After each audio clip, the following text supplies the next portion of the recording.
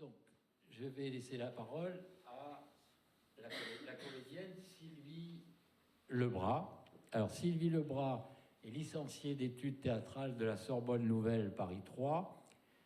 Elle interprète depuis 1994 différents rôles classiques et contemporains. En 1906, elle écrit et met en scène et interprète Ibashiba Navette Atomitique.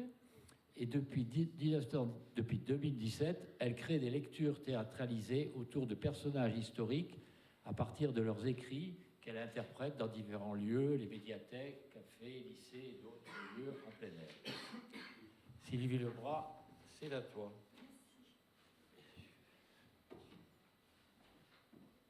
Et Alain Lapassé va m'aider sur les problèmes techniques parce qu'il y aura une illustration musicale.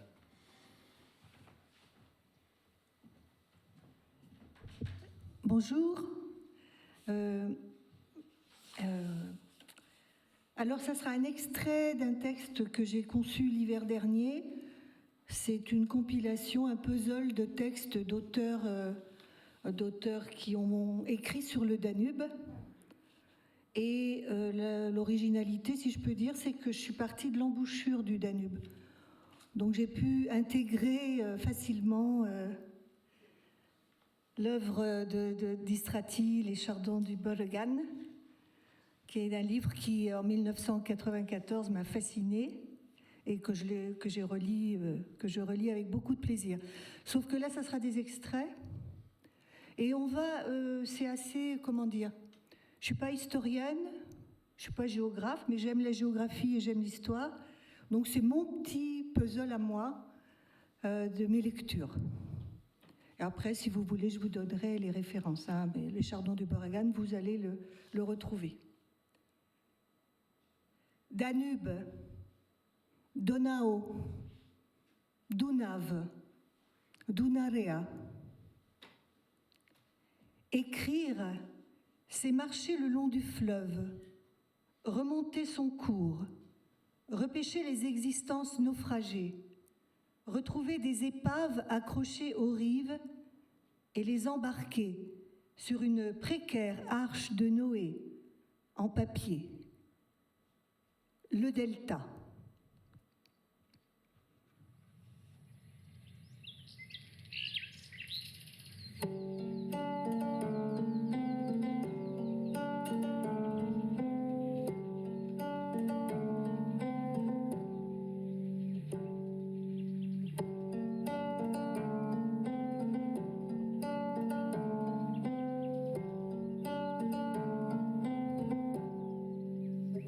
Un jour,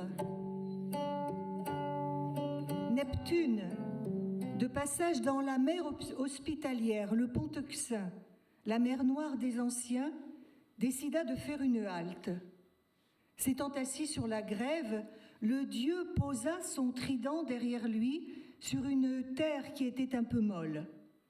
Il se mit à rêver, le regard perdu dans l'immensité bleue. Cependant, le trident s'enfonçait peu à peu. Lorsque, revenu de son songe, il voulut reprendre son trident, il s'aperçut que les eaux s'étaient engouffrées dans les fossés creusés par les 3 branches. C'étaient les eaux du Danube. Puissance et beauté. Un bras monte vers le nord-est, vers Kilia. Un autre s'allonge au sud-est et a pour nom Sfintugjörg. Le 3e bras file vers Sulina. Qui a osé se lancer la première fois dans ce sanctuaire où l'eau et la terre confondent leur immensité?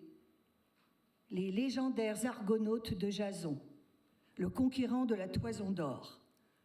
Pélias, roi d'Iolcos, avait ordonné à son neveu Jason de s'emparer de la Toison d'Or, dépouille précieuse d'un bélier divin qui gardait un dragon sur les terres du roi de Colchide, pays situé entre le Caucase et le pont Euxin. Jason construisit le navire Argo, le rapide, qui emmena 50 héros, les Argonautes. La toison fut enlevée grâce à la magicienne Médée, fille du roi, éperdument tombée amoureuse de Jason. Elle s'enfuit avec lui à bord de l'Argo, poursuivie par la flotte Colque. Mais comment sortir du pont Euxin pour revenir en Thessalie, sans emprunter le Bosphore? Jason décida de cingler vers les bouches d'un fleuve situé au nord du détroit, un fleuve puissant révélé par une vieille carte égyptienne, l'Istros. Ayant trouvé la clé du delta, l'Argo remonta le Danube jusqu'à l'actuel Belgrade, puis bifurqua sur la Sava, affluent dont le haut cours est proche de la mer Adriatique. Et les Argonautes descendirent vers ces rivages en portant sur leurs épaules leur Argo. Trajan, l'empereur. Nous sommes en l'an 103 après Jésus-Christ. L'empereur Trajan vient d'achever dans le défilé une route qui longe la rive droite du Danube. Cela fait 3/4 de siècle qu'on y travaille, 60 km de long, 2 mètres de large.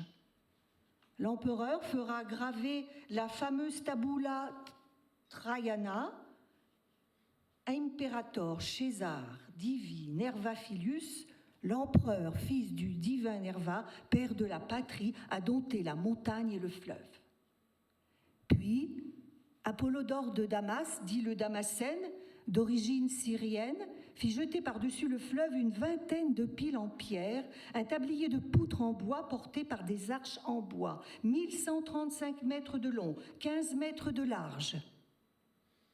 Ces travaux herculéens pour soumettre les Daces et s'emparer de terres riches en blé, mines d'or, argent et fer. C'est au 2e millénaire avant Jésus-Christ que ces Daces, appartenant à la grande famille des Thraces, arrivèrent des steppes lointaines d'Asie pour s'établir au nord du Danube. La Dacie était un État unifié par Décébal, chef de guerre, diplomate averti, peuple de bâtisseurs, de ciseleurs, de savants, commerçant avec le monde gréco-latin, s'étant approprié l'alphabet grec, puis l'alphabet latin, polythéiste. Trajan les vaincra après 2 ans de guerre. Décébal se suicidera. Implantée au cœur d'un monde barbare, la Dacie romaine deviendra la Félix Dacia, romanisée pendant 160 ans et où se créera une langue d'origine latine. Trajan, le plus danubien des empereurs romains, la Roumanie, une larme de latinité dans la mer slave. Nous nous retrouvons en 1444 pour la dernière croisade des chrétiens contre les Ottomans. Sur les rives du Danube, la Seine est un champ de bataille après le carnage, des grappes de cadavres turcs et chrétiens.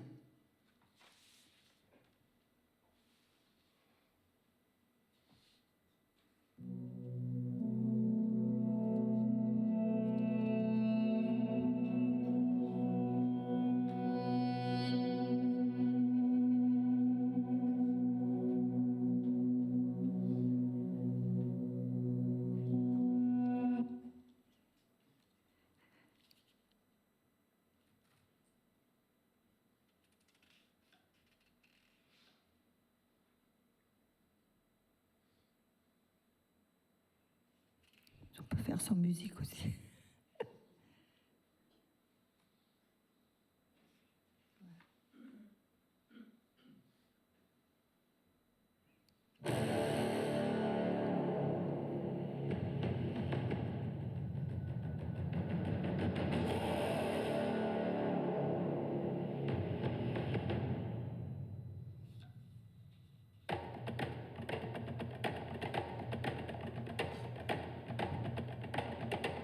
Des entassements de corps au pied d'une colline,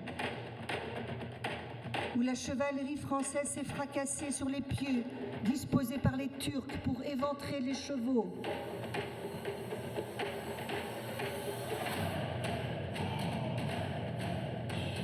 Les chevaliers ont été tués comme on découpe les écrevisses. Ils gisent dans leurs carapaces de fer, puis des traînées de corps jusqu'au Danube, où se trouvaient les bateaux vénitiens. Les fuyards sont passés de part et d'autre des remparts de Nicopolis. Les eaux placides du Danube ont pris la teinte rouille de la boue mêlée de sang.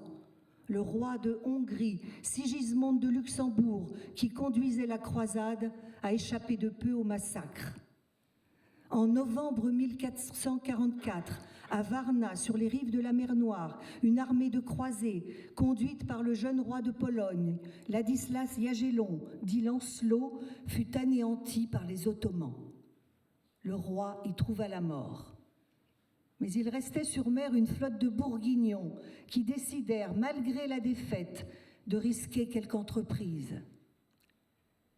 La flotte bourguignonne et le papale remontent le Danube, accompagnée par les forces valaques de Mircea, le fils du voïvode de Valachie, Vlad Dracul. Elles attaquent plusieurs places fortes, arrivent à Nicopolis. Les Turcs ont fortifié la ville devenue imprenable. Les forces chrétiennes et turques remontent le Danube face à face, chacune sur une rive, jusqu'aux frontières de Valachie et Transylvanie. Les quelques 50 000 Allemands, Saxons, Bavarois, Valaques, Hongrois, Bourguignons, Français, Espagnols, Anglais et autres Polonais, Navarrais, Tchèques de Bohême ont été écrasés. Les Ottomans ont fait des prisonniers par milliers. Ce fut l'une des dernières croisades des Occidentaux avant la chute de Constantinople en 1453. Nous nous retrouvons maintenant en Valachie danubienne, 500 ans plus tard, avec les Chardons du Baragan. Je dédie ce livre au peuple de Roumanie, à ces 11 000 assassinés par le gouvernement roumain, aux 3 villages, Stanilești, Băilești, Odivoaia, rasés à coups de canon. Crime perpétré en mars 1907 et resté impuni. Quand arrive septembre, les vastes plaines incultes de la Valachie danubienne se mettent à vivre leur existence millénaire. Cela commence le jour de la Saint-Pantélimon. Le vent de Russie, le Krivats, balaie de son souffle de glace les immenses étendues, mais comme la terre brûle encore à la façon d'un four, il s'y brise les dents. N'empêche, la cigogne, songeuse depuis quelques jours, braque son œil rouge sur celui qui la caresse à rebrousse-poil, et la voilà partie vers des contrées plus clémentes. Étendue depuis l'éternité sur toutes les terres que le soleil grille entre la dolente Yalomitsa et le Danube grognon, le Baragan est durant le printemps et l'été en guerre sournoise avec l'homme laborieux. Pas un arbre sur son dos, et d'un puits à l'autre on peut crever de soif. De là vient que l'habitant du Baragan, le Yalomitséan, est plutôt grave, ventre creux.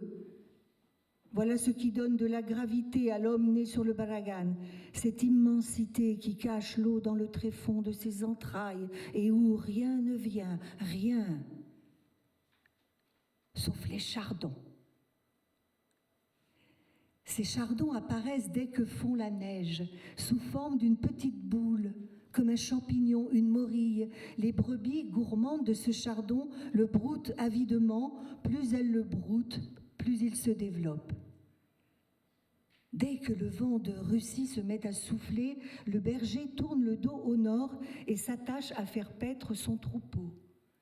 Immobile, appuyé sur son bâton, le vent le fait bouger, chanceler, comme s'il était de bois. Ça souffle, une semaine durant. Les chardons résistent, ployant en tous sens. Ils résistent, mais le berger, non. Que c'est beau! Avec tout l'élan dont un cheval est capable, le Krivats galope sur l'empire du chardon, bouleverse le ciel et la terre, mêle les nuages à la poussière, anéantit les oiseaux, et les voilà partis, les chardons, partis, pour semer mauvaises graines. Les vastes étendues sont nettoyées comme les dalles d'une cour princière, puis toute vie s'arrête, alors le Baragan endosse sa fourrure blanche et se met à dormir pour 6 mois. Quoique Baltaretz, habitant des marais sur la Borcha, cette fille du Danube qui ose se mesurer à son père, je ne suis pas Yalomichan. Mes parents, tous deux holténiens, sont partis dans le monde alors que j'entrais dans ma seconde année et jetèrent leurs besaces dans ce hameau qui se mire dans la Borcha. Mes parents n'étaient pas gens à se laisser mener aux travaux pénibles comme les bêtes aux abattoirs. Surtout mon père, une espèce d'ahuri qui s'oubliait à souffler dans sa flûte au point de s'évanouir. Et à l'Athénie, nous avions le poisson à portée de main. Il sautait tout seul dans la marmite. Au printemps et en automne, la Borcha couvre de ses flots jaunâtres des centaines d'hectares en friche. Et dans cette nappe d'eau infinie, le brochet, la petite carpe, le carcassin fourmille. C'est alors la pêche. Hommes, femmes et enfants nus jusqu'aux cuisses s'éparpillent et remplissent leurs seaux. Voilà comment on vit à l'Athénie. Ma mère allait à la pêche aussi. Pendant que nous pêchions, mon père salait à tour de bras, remplissait des cuves. On ne savait plus où mettre le poisson. Il nous écrasait, pourrissait, empestait. Nous pataugions dans ces boyaux lors des salaisons. Pour le vendre, quelques sous le kilogramme, et pas même de quoi se payer une harde et de la farine de maïs, et tant de poissons qui se gâtaient et que nous devions rejeter dans la rivière. Alors ma mère eut une idée. S'astreignant à des économies sournoises, nous gavant de poissons, rarement d'un bout de polenta, de mamaliga, elle réussit à amasser quelque argent, acheta une rosse avec sa carriole à 4 roues, dont 2 prêtes à s'effondrer. Voilà, dit-elle à mon père, vous irez, l'enfant et toi, battre les villages et vendre du poisson salé.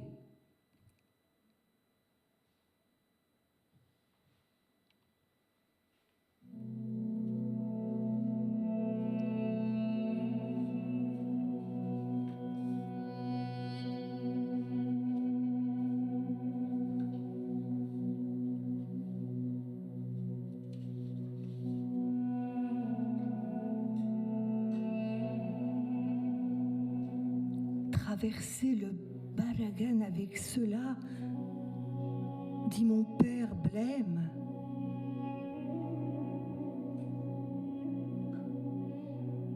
Tu veux m'accompagner, petit? Quelle question! Non seulement je le voulais, mais j'étais ravie. Voir le Baragan, cette terre sans maître, courir après ces chardons, courir avec la terre qui court, poussée par le vent.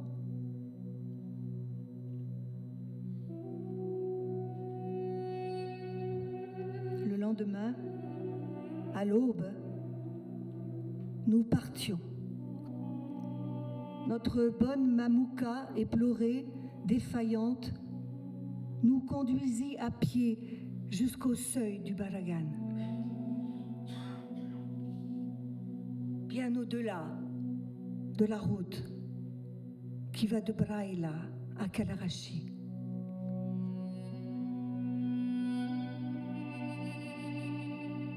Elle nous embrassa, le visage tout mouillé de larmes et sillonné de rides, bien qu'elle n'eût pas encore 35 ans. Elle eut aussi une caresse pour le cheval qu'elle ne devait plus revoir.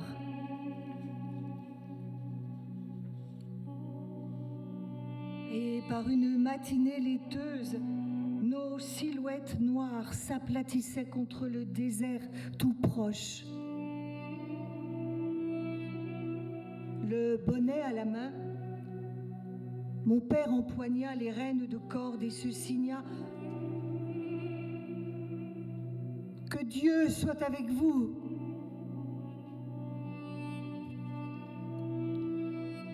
Que Dieu soit avec nous.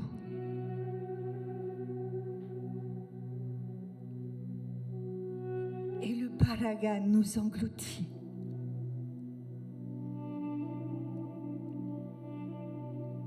C'est ainsi que nous quittâmes la pauvre mère que nous ne devions plus jamais revoir. Au cours de ce voyage insensé, je perdis aussi mon père, parti dans un village éloigné. Notre cheval mourut d'épuisement et la carriole s'affaissa, définitivement.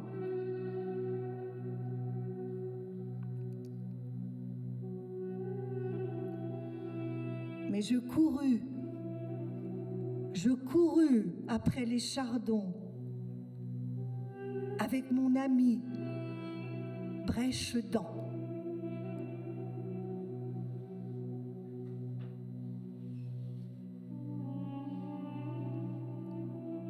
Aux lueurs d'un ciel vaguement blanchi par l'aube, des nuées éparses de chardons moutonneux bondissaient, poussés par un dieu fou, et il ne s'agissait pas de poursuivre 1000 chardons à la fois, mais le plus longtemps possible, le même.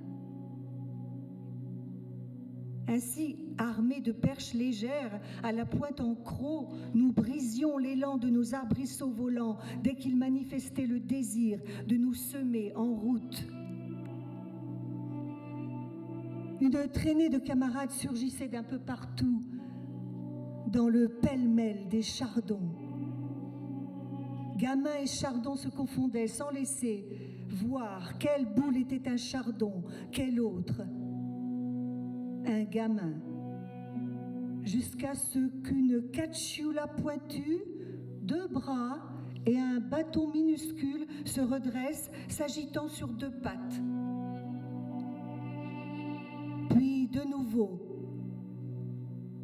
le crivatz les emmêlait.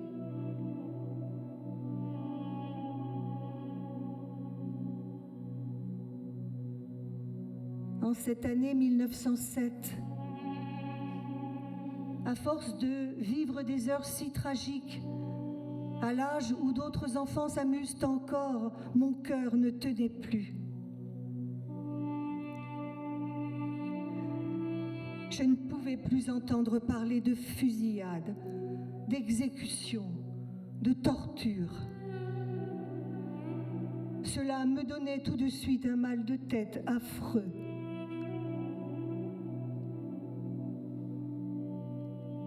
C'est ainsi que le matin de notre départ de Radovanu, comme je me défendais d'entendre les paysans répéter les mêmes horreurs, je saisis les derniers mots d'une histoire qu'un homme racontait, une histoire qui me glaça le sang. Le pauvre n'était nullement fautif.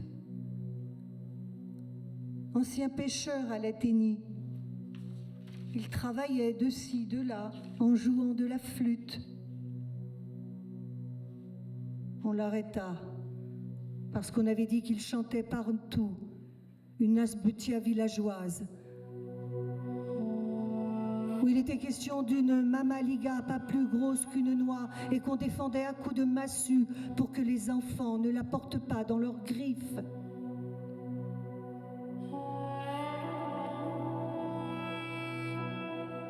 C'était donc un instigateur et on le fusilla.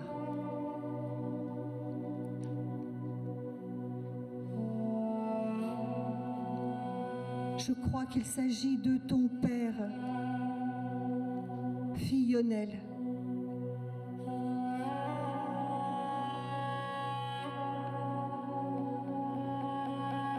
Je le croyais aussi, mais je ne sentais plus rien, sinon que ma poitrine se vidait lentement. Et chancelant,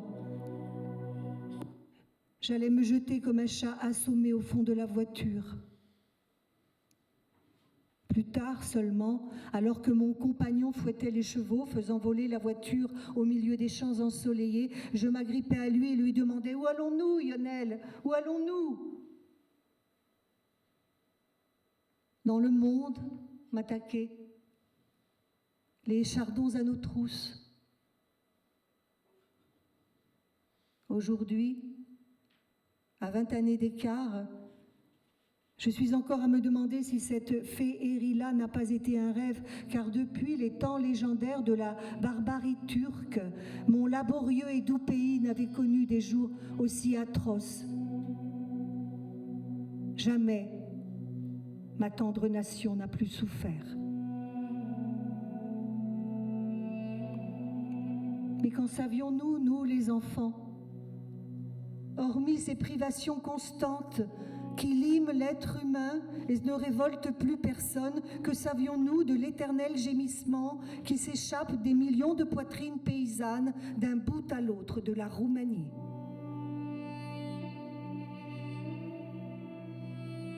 Rejetons du libre et paresseux Baragan, nous grignotions innocemment l'épi de maïs que Dieu voulait bien faire pousser et chantions en sourdine la minceur de notre mamaliga, pas plus grosse qu'une noix. Tout cela, toutes ces histoires, nous allions les apprendre, emportés par le Krivats qui commence à souffler sur le Baragan, le jour où ces chardons sont prêts à semer leurs mauvaises graines. Où allons-nous, Lionel?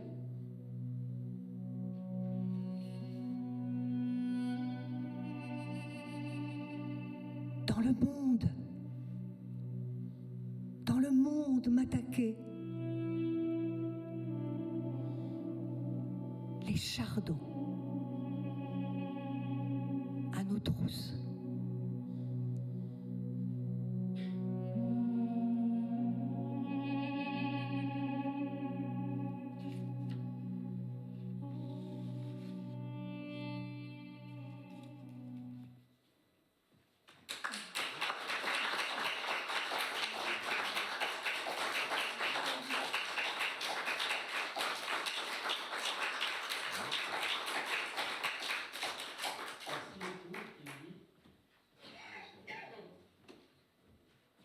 Oui, m'entendez?